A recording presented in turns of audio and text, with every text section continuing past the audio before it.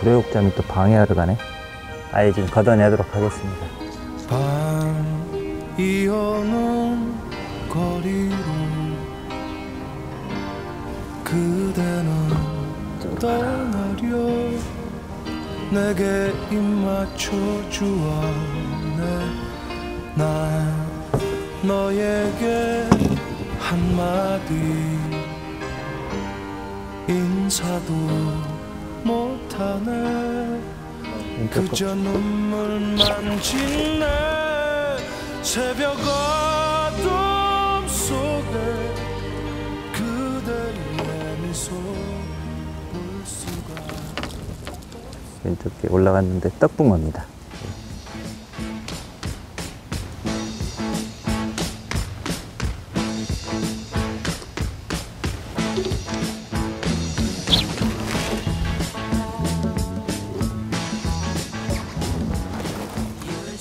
위에서 먹었어.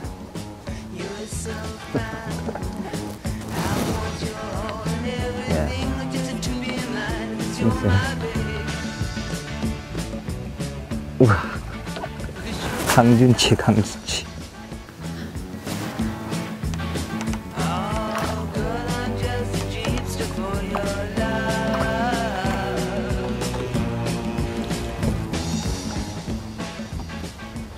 강준치가 큰 게 나왔는데 깜짝이야. 이거는 바닥에서 먹은 게 아니라 지금 던졌는데 내려가는 걸 갖고 가버린 겁니다. 지금 달이 보름이라 밝기 때문에 아직도 이런 고기들은 떠서 먹는 것 같습니다. 강준치 꽤 크네요. 갈치같이 하얗습니다.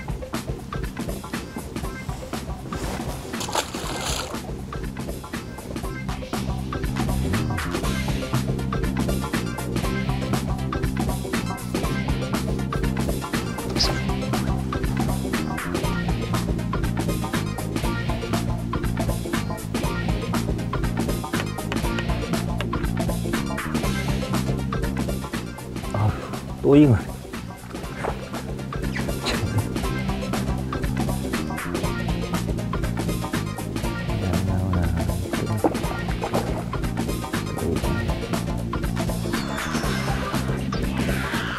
위로 원줄 쓰고 있습니다. 모노 1호 원줄에 당줄 2호고요.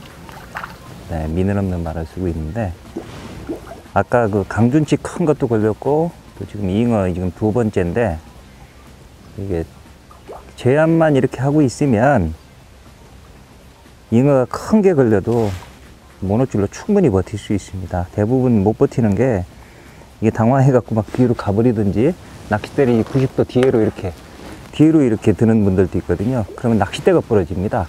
이렇게 휘어지기 때문에. 그리고 뒤쪽으로 물러나다 보면 이게 이제 원줄이 이런 데 쓸리기 때문에 계속 터지게 되거든요. 이렇게 들고 있으면 지가 지치게 되니까, 그래서 공기 먹으면 힘을 못 씁니다. 충분히 공기를 먹인 상태에서 뜰채에 머리부터 이렇게 되면 혼자도 충분히 뜰 수가 있습니다. 아까 잡은 거하고 비슷한 잉어입니다. 이건 조금 말랐네요.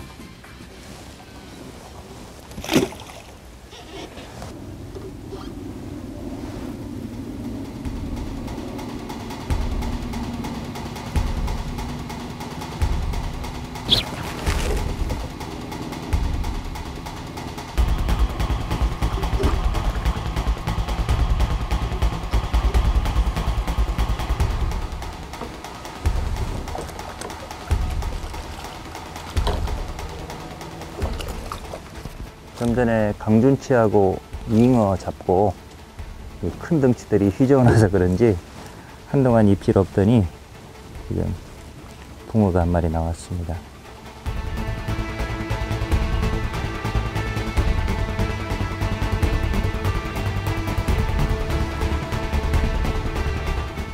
저거 올리고 말아.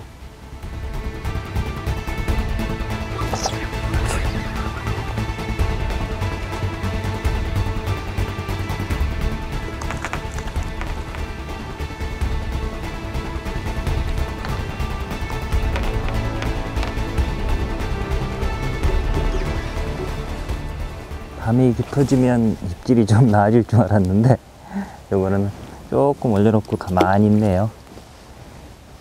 여기를 제가 한 지금 일주일 전에 이 신봉지를 제가 왔었습니다. 그때는 이제 일행들 많이 와서 이제 놀러 왔었기 때문에 이제 좌재도 막 시끄러웠고 주말이었고 그랬는데, 그래도 그때는 뭐 아주 폭발적인 거는 아니지만 간간히 입질이 오고 띄올림도 아주 좋았습니다. 그래서 지금 일주일 만에 다시 온 건데, 이제 이렇게 조용히 낚시하면, 혼자서 하면 훨씬 더 띄올림을 많이 볼 수 있겠다 싶었는데 자꾸 그날이 생각나네요. 그날만 못합니다. 물론 지금 한 일주일 지나면서 날씨도 갑자기 추워졌고, 그 다음에 올라가네요.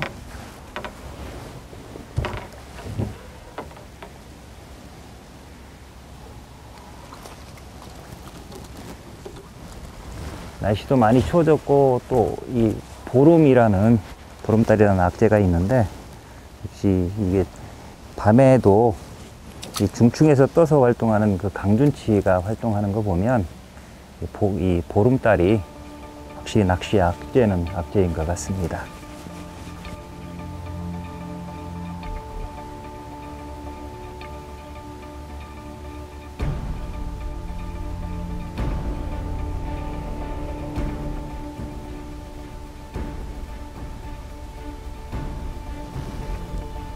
왼쪽 거 이번에는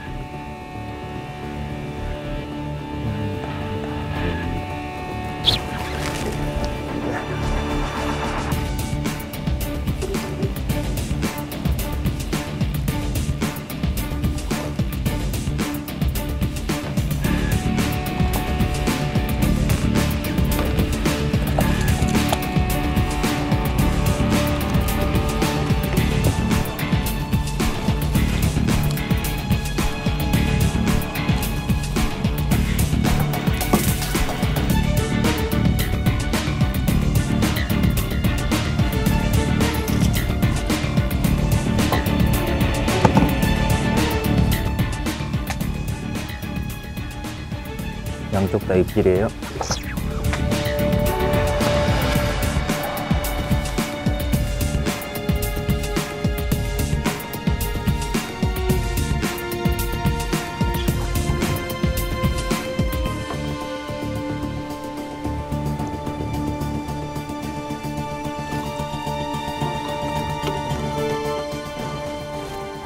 이번엔 중국붕어입니다.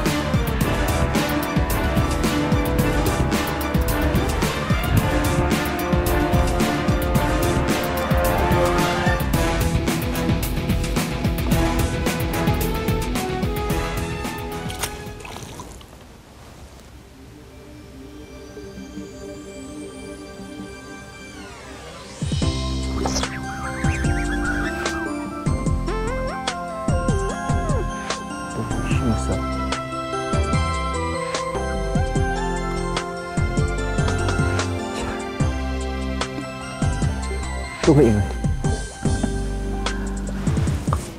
와.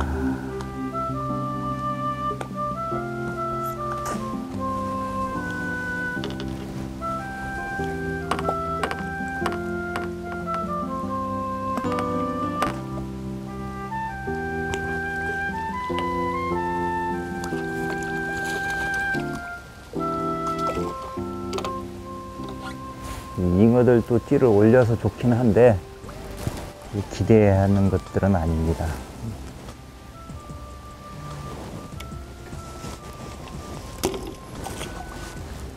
지금 그 보름달 아래서 낚시를 하고 있는데, 보통 보름달이 뜨면 낚시가 잘 안 된다고 얘기를 합니다. 근데 이제 제 생각을 말씀드리면, 특히나 이제 자연지 낚시를 하면서, 자연지 토종붕어 낚시를 하면서 많이 느끼는 건데, 보름달이 떴다고 붕어가 먹이 활동을 않는 건 아닙니다. 하는데, 이 보름달이 뜬 날은 물속이 환하기 때문에 물속에 있는 모든 생명체가 잠자지 않고 활동을 하는 것 같습니다. 그래서 원래 야행성인 새우나 징거미, 그다음에 동작의 메기, 이런 것들은 뭐 물론이고, 밤 되면 잠을 자는 살치라든지 블루길, 또 뭐 참붕어, 심지어 붕어 치어까지, 그다음에 원래 밤낮으로 입질하는 뭐 누치나 마자, 또 모래무지, 이런 것까지, 아까 그 강준치도 나왔는데 심지어 강준치까지도 이렇게 물속에 있는 온갖 생명체가 잠자지 않고 먹이 활동을 하니까 이 붕어가 미끼를 먹을 시간을 잘 주질 않는 겁니다. 먼저 훼손을 시켜버리는 겁니다.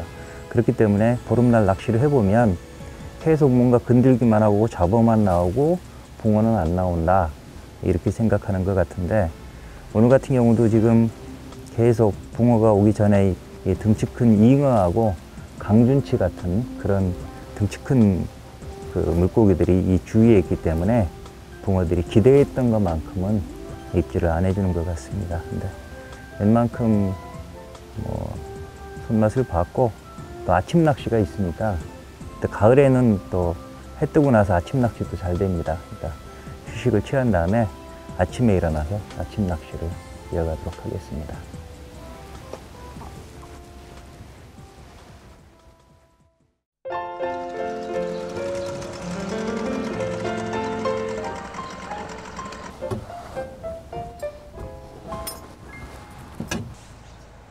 둥근 해가 뜨면 제일 먼저 기분 좋은 상상을 하지. 하나 둘 셋 자리에 일어나 하마처럼 입을 쫙 하품을 한번 하고, 또 눈을 크게 뜨고 번쩍 기지개를 한번 쭉 펴고, 즐거운 상상을 맘껏 즐겨 잊지 말고 happy happy things. 상쾌한 바람이 부는 아침에 한껏 여유 부를 때, 유난히 안색이 좋아 멀리 봐도 다 잘 어울리고 다 예뻐 보일 때, 좋아하는 노래 들으며 걸어갈 때, 시간 맞춰 버스를 탈 때, 유난히 사람이 많은 출근길 딱 내 앞에서 자리 났을 때, 예상대로 일이 술술 풀려갈 때, 이제부터 모든 내 멋대로 맘 먹을 때, 아주 맛있는 걸 먹었을 때, 세상에 나 힘도 줬는데 쾌변. 보너스 휴가 떠날 때, 사랑하는 그대도 함께, 모두 상상만 해도 정말 기분 좋아. 잊지 말고 happy happy things. 관리형 저수지에서 낚시하는 방법 한번 정리를 하고 가도록 하겠습니다. 여기는 신봉지 약 2만 평 정도 되는 아담한 저수지인데, 요 인근에 있는 봉제지나 영인지 같은 경우는 수면적이 한 15만 평 정도 됩니다. 아주 중대형 저수지에 속하는데, 그런 곳에 왔을 때 이 저수지가 10만 평 이상으로 크고, 또 붕어들이 토종붕어, 떡붕어, 중국붕어 이렇게 다 있으니까 어떤 낚시를 구사해야 되는지 굉장히 궁금해 하시는 분들이 많습니다. 그래서 다대편성을 해야 되는 건지, 또 찌는 노지용 찌를 써야 되는 건지, 뭐 양어장용을 써야 되는 건지, 채비도 마찬가지고 고민하시는데, 어종을 생각을 하셔야 됩니다. 주 어종이 어떤 건지. 근데 대부분 이런 관리형 저수지들은 수입붕어, 중국붕어를 푸는, 중국붕어가 주 대상어인 그런 양어장입니다. 양어장에 푸는 고기와 똑같은 겁니다. 그리고 떡붕어나 토종붕어가 있긴 있지만, 그런 것들 역시 뭐 예민한 채비에 이렇게 그루텐을 또 잘 먹으니까 양어장 낚시와 똑같이 접근하는 게 제일 좋습니다. 그래서 찌도 아주 예민한 찌를 쓰셔야 되고, 그 다음에 그 원줄, 모노줄 가는 것 쓰실 수 있으면 좋고요.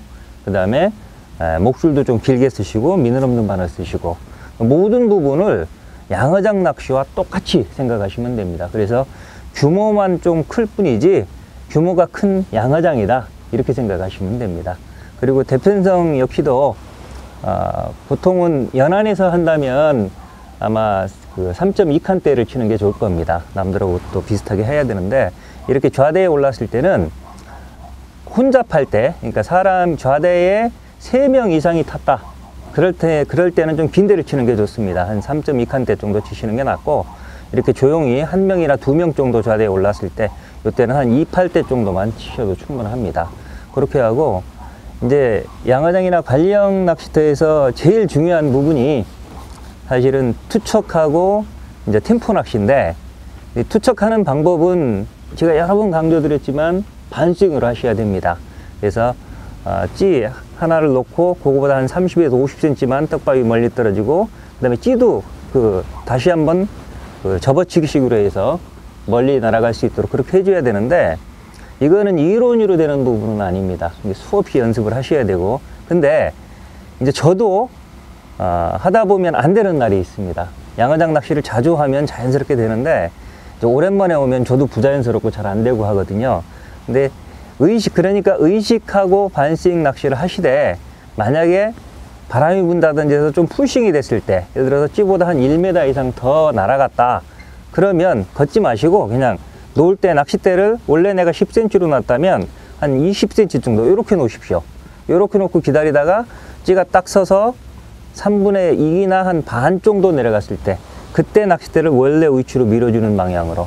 그래서 이 떡밥은 조금 멀리 떨어졌지만 앞으로 당겨서 떨어지는 지점은 일정하고 찌 높이도 일정하도록 그런 식으로 유도를 해 주시면 되고, 그 다음에 이제 또 하나가 이제 템포 낚시입니다. 근데 템포 낚시인데 얼마나 자주 어떤 템포로, 나도 열심히 한다라고 하는데 어느 정도 템포가 가장 좋은 겁니까?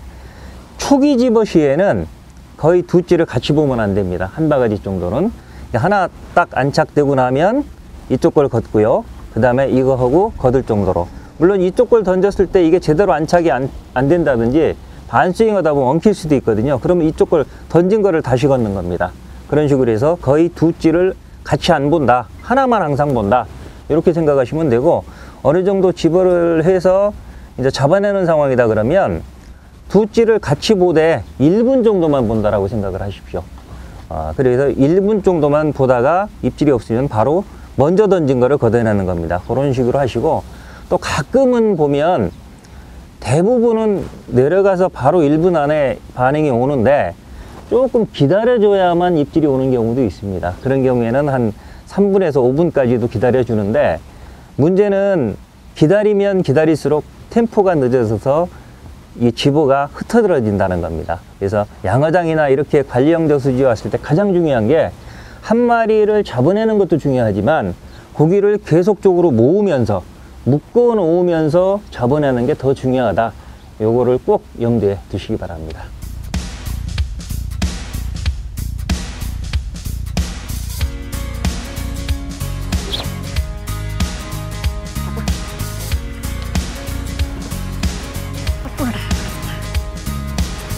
One more depending on a prep, and we all look away. People pretending everywhere. It's just another. 소정봉은 치어가 나오고 있습니다. And they still carry on. We watch it happen over there, and then just turn it off. We must stand together. 이것도 떡붕어네. 중국 붕어인 줄 알았더니 떡붕어입니다. 그나마 조금 씨알이 좋네요. That's when we all win. That's when we all win. That's when we all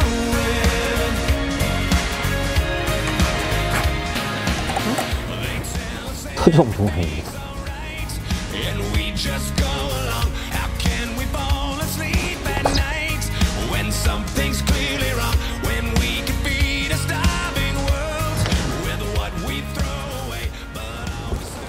오, 떡붕어네요. 지금 바람도 다시 불기 시작했고 날도 흐려졌습니다. 그리고 지금 입질은 계속 오는데 떡붕어 위주로 와서 씨알도 나아질 것 같지 않으니까 오늘은 마무리를 하겠습니다. 아마 대부분의 낚시인들은 한 달에 한 번이나 두 번 정도, 그것도 이제 주말에, 휴일에 이렇게 낚시를 가게 될 겁니다. 근데 오랜만에 낚시 가는 거니까 이왕이면 분위기 좋은 데에 가자라고 해서 자연지에 나가보면 좋은 자리는 이미 장박하시는 분들이 대부분 차지하고 있고, 그래서 자리 차지하기도 힘들고, 이렇게 조용한 자리를 차지했다 하더라도 이렇게 오늘과 같이 악재들을 만나면 외부 여건들이 굉장히 많이 변하니까, 그러면 제대로 된 입질 한 번도 못 보고 잡고기 몇 마리 잡다 오는 그런 경우가 상당히 많습니다. 근데 이제 이렇게 자원이 잘 보존되어 있는, 관리되고 있는 관리형 저수지에 오면, 그래도 오늘 같은 경우는 정말 악재가 많이 겹쳤습니다. 보름달에 동풍에 심한 일교차에 저기압까지 이렇게 악재가 여러 가지가 겹쳤는데도 그나마 열심히 부지런히 하니까 기본적인 손맛을 볼 수가 있는 겁니다. 이런 것들이 이렇게 관리형 저수지의 매력입니다. 오늘은 제가 아산의 신봉지에서 낚시를 했는데, 이 신봉지 근처의 아산에는 관리형 저수지들이 굉장히 많습니다. 여러분들이 잘 알고 계신 가장 대표적인 관리형 저수지는 봉계지가 가까운 곳에 있고요. 그 다음에 죽산지, 영인지, 신수지, 안골지, 대동지, 이런 것들이 전부 다 중국붕어를 방류하는 관리형 저수지입니다. 그리고 토종붕어들이 주로 있는 쌍용지, 오목지, 염치지 같은 그런 것들도 있습니다. 물론 이제 염치지나 쌍용지 같은 경우는 방류하는 곳은 아니지만 원래 자원이, 토종붕어 자원이 많은 곳입니다. 이렇게 이 아산 쪽에는 관리형 저수지들이 굉장히 많기 때문에 사실은 어디를 가야 될지 선택하기가 굉장히 고민되는 그런 부분도 있는데, 또 많으니까, 또 다양하니까 골라 먹는 그런 재미도 있습니다.